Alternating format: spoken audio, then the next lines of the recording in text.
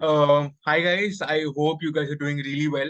So today I just wanted to share a few things with you guys, certain myths with you guys, which I felt very important to break it down for you guys. One of the major reasons why I'm doing this video is that a lot of people actually blindly trust a few certain people where they give you wrong messaging about your health and wellness. What actually happened, what really worked for them, might not really work for you. But for anyone to lose weight or to ensure a good, healthy lifestyle, longevity is what they call in science, to live like till 80, 90, 100, or whatever it is. So that to actually have that really long lifespan, you should make sure you actually have very good fundamental when it comes to your health. And we don't really understand those fundamentals sometimes. It's not only about Indians, but that's the phenomena across the globe. So today I just want to break a few myths which I felt very important, and I'll give you the understanding of it. What's the reasoning behind that? Uh, like how do I debunk it? So let's just go right into the video. And the first myth is that people people think eating a lot of carbs can actually uh, put in a lot of weight into your body, which is true. Somewhere it is true, but a lot of people think protein is something which is help you gonna lose weight. That is true. Both are at the other ends where protein is required for helping you lose weight. Excessive carbohydrate intake might help you gain weight, but a lot of people actually cut out the carbs completely from the body, which is not really good for the body function. So what protein does is that it gonna to digest that protein, the body needs a lot of calories, and that's not the case with carbohydrates. So that is the reason why people think having protein is especially in high quantities is very important. Should definitely have a lot of protein, not gonna deny that, but at the same time, uh, eating carbohydrates at a level that is required for the body is also very important. For example, when you do an activity, or no, forget about doing any physical activity. If you're doing just the normal stuff during the day, even then your body needs energy. The body gets the energy not from protein, but it gets from carbohydrates. And carbohydrates, when you consume it, it gets turned into glycogen, and the body uses that glycogen to function uh, for uh, for the daily uses that you have.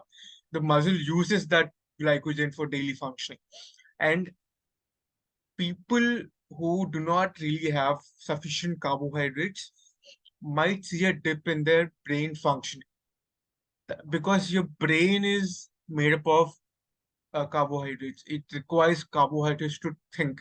It requires water to drink. So to think. So to make sure that your brain is functioning properly, you should make sure you should be having carbohydrates. But I'm not telling you guys to have a lot of carbohydrates, but understand how much of protein is required for the body, how much of carbohydrates is required for the body. And people also think that eating fats is not good for the body. Eating bad fat is not good for the body. But you can have good fats that actually help you function. You could have probably fats from any food that is coming. Let's say ghee. Ghee is a very good fat for the body. But again, having an excess is going to spoil, ruin the body function. So every macronutrient that you see is good for the body, but you should understand the quantity that you should be actually having it at. Even having carbs on a daily basis can actually help you lose weight or help you stay fit, have a healthy lifestyle. But you need to understand how much of protein you should be having, how much of carbs you should be having. So please take that thing out of your mind that having carbs daily, or you know avoiding carbs completely from your diet can actually help you lose weight much faster. That is not the case, guys. Uh, See, a lot of people think that as long as you eat, count calories, whatever eat, is like it's okay. People think, okay, I'm gonna have KFC, let's say a bucket of fried chicken. Let's say the entire bucket is like 600, 700 calories. I'm at the end eating chicken, so I'm gonna get the protein that is required for the body to help me lose weight, or it's gonna help me in recovery. That's not the case again, because of course I agree. How much you eat definitely matters, but at the same time, if you could manage to combine how much you eat plus what you eat, is gonna actually help you lead a much healthier lifestyle. Of course, once in a while you could be having that fried chicken, burger, or pizza, but see, understand. Let's say I'll take 200 grams of chicken. If I would boil it, that is, let's say it's going to be like 300, 400 calories. And probably, let's say it has 30 grams of protein. But at the other side, if I take 200 grams of fried chicken, that would be somewhere around 600 calories. Because you fried it for a long time, might not be the same amount of grams that you wish to have from protein. So, in the case of, let's say, boiled chicken, I'm going to take 200 grams of boiled chicken, getting 40 grams of protein. Then probably, since the amount of calories here is less when compared to the fried chicken, I could fit in another uh, food item that is like 100, 200 calories. So it's also very nutritious for the body. So understanding how much you should be having on a daily basis, like your the daily food that is required to maintain the body. Plus, if you're working out, how much you should be having, understanding how your body functions. All these factors define how much you should be having on a daily basis. At the same time, what you have also might factor in on how healthy the body is going to be. So understand all those factors. You can consult a nutritionist for getting that plan, that how much you'd be having, what you should be having, understanding your body type. So consulting a nutritionist would be a very good option. Third one is if you want to lose weight, you have to go hungry. Uh, see, doing fasting is different. Going hungry is different. In a fasting state, you are trying to restrict the amount of time that you put in eating. Generally, people follow 16-8 rule for intermittent fasting. That is a fasting as a concept is good if you want to lose weight fast. But in India, especially, people do not fast. They do starving. They starve themselves to actually lose weight. See that again, that's a very senseless way of losing weight. Actually, you should try considering doing fasting, but you cannot go hungry or starve. When your body feels hungry, you should definitely have food for sure. If you do not have that food that the body wants to have when feel hungry, then what really happens is that it is going to start eating your muscles up. Because the body is hungry, you're not putting in food, it's going to start eating all those muscles. So over a period of time, you're going to lose a lot of muscles, which is not a good result that we used to have, where we do not really have muscles on that. I have done that mistake where I used to starve myself to lose weight and I lost a lot of muscles.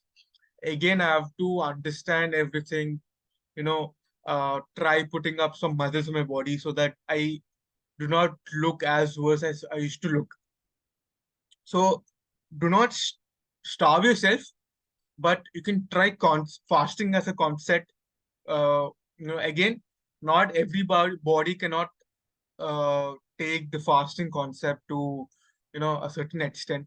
Again, you could be considering a doctor or a nutritionist for that, because I'm not an expert. I understand this, but I'm not an expert in this. You can go to a doctor or nutritionist to see how you can actually follow the fasting period.